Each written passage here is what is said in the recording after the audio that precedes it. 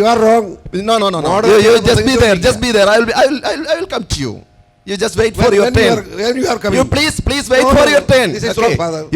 You are representing NDA. You are representing NDA. You will get your turn. You just please wait. തുടക്കത്തിന് വിസിലടിക്കുന്നതിന് മുമ്പ് goal അടിച്ചു തുടങ്ങാതെ അപ്പോൾ ഒരു കാര്യം സൂചിപ്പിക്കുകയാണ്.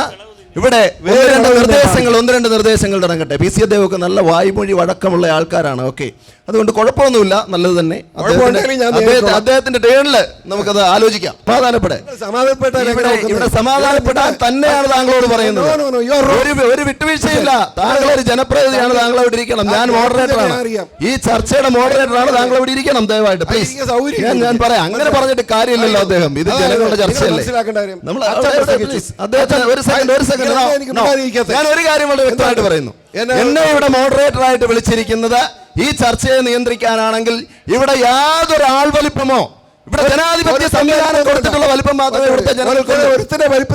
ഒരു കാര്യം വളരെ വ്യക്തമായിട്ട് പറയുന്നു, ജനാധിപത്യം നൽകിയിട്ടുള്ള വലിപ്പം മാത്രമേ നമ്മുടെ മുൻപിൽ ഇരിക്കുന്നവർക്കുള്ളൂ. അത് ഞാനും നിങ്ങളും നൽകിയിട്ടുള്ള വലിപ്പമാണ്. അതിനപ്പുറത്തേക്ക് ഒരു വലിപ്പം ഇവിടെ ആർക്കുമില്ല. ജനാധിപത്യം ജനങ്ങൾ നൽകിയിട്ടുള്ള വലിപ്പം മാത്രമേ നമ്മുടെ മുൻപിൽ ഇരിക്കുന്നവർക്കുള്ളൂ. ആ വലിപ്പത്തെ അംഗീകരിക്കുക എന്ന് പറഞ്ഞാൽ ഇവിടുത്തെ ജനങ്ങൾ നിങ്ങളെ വിളിച്ചു വരുത്തിയിരിക്കുന്നത് നിങ്ങളിൽ നിന്നും കേൾക്കാനാണ്. വാഴൂർ സ്വാമി അദ്ദേഹം താങ്കളോടൊന്ന് വെയിറ്റ് ചെയ്യൂ. ഇവിടെ ഒരു വിട്ടുവീഴ്ചയില്ല.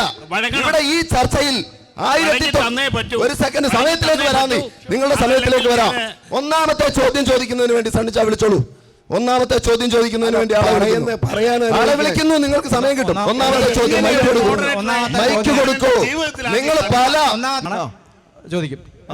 ജോർജ് സാറിനോടല്ല, ജോർജ് സാറിന് ഇരിക്കാം. പി സി ജോർജ് സാർ അദ്ദേഹം ഇരുന്നാട്ടെ. LDF-നോട്. അടുത്ത ഞാൻ പോകട്ടെ. ചോദിച്ചോളൂ.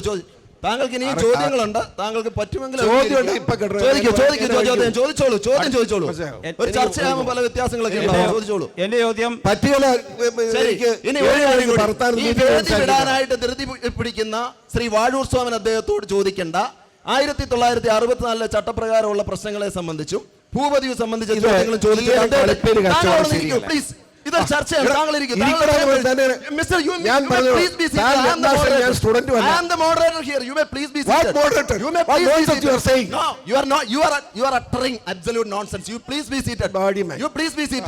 വാഴൂർ പോകാൻ തുടങ്ങുന്നു. അദ്ദേഹത്തിനോട് ചോദ്യങ്ങൾ ഉണ്ടെങ്കിൽ ചോദിക്കുന്നേ. അദ്ദേഹത്തിന് ടെൻഷനൊക്കെ ഉണ്ടാവും. ചോദ്യം ചോദിക്കൂ. എന്റെ ചോദ്യം LDF-നോടാണ്. ശരി. ജനവാസ മേഖലയിൽ ഇറങ്ങി മനുഷ്യജീവൻ എടുക്കുന്ന വന്യമൃഗങ്ങളെ കൊല്ലുന്നതിന് ഉത്തരവിടാൻ സംസ്ഥാന ഗവൺമെന്റിന്റെ കീഴിലുള്ള ഉദ്യോഗസ്ഥർക്ക് അധികാരമുണ്ടോ? എന്താണ് താങ്കൾക്ക് അതിനെ സംബന്ധിച്ച് പറയാനുള്ളത്? ശ്രീ സെബാസ്റ്റ്യൻ കളത്തുങ്കൽ.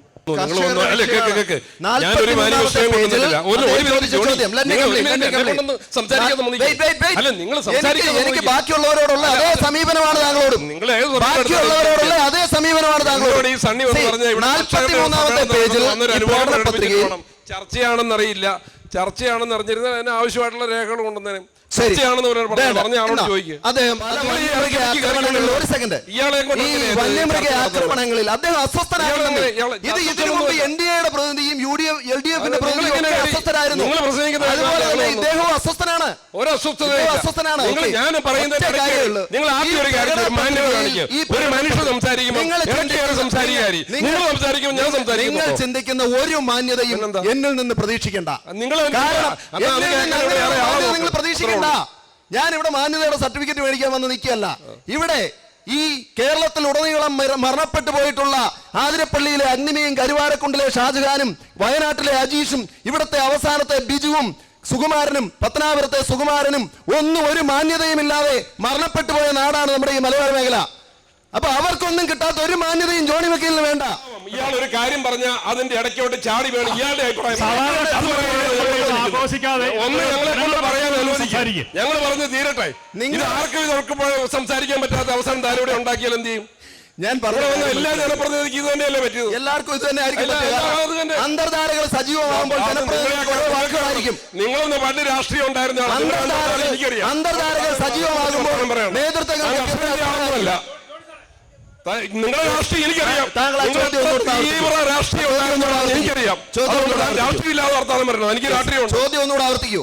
പിന്നെന്താ ചോദ്യം ഒന്നും എന്നെ ഇടയ്ക്ക് ഒരു വർത്താനം പറയാം. താങ്കൾ ഈ ആർജവം പാർലമെന്റിൽ കാണിച്ചിട്ടുണ്ടെങ്കിൽ ഈ നിയമം എന്നെ ഭേദഗതിപ്പെട്ടു പോയി. ഞാൻ കാണിച്ചിട്ടില്ല. ഈ ആർജവം പാർലമെന്റ് ഭേദഗതി ചെയ്യുക കേട്ടോ. ഞാൻ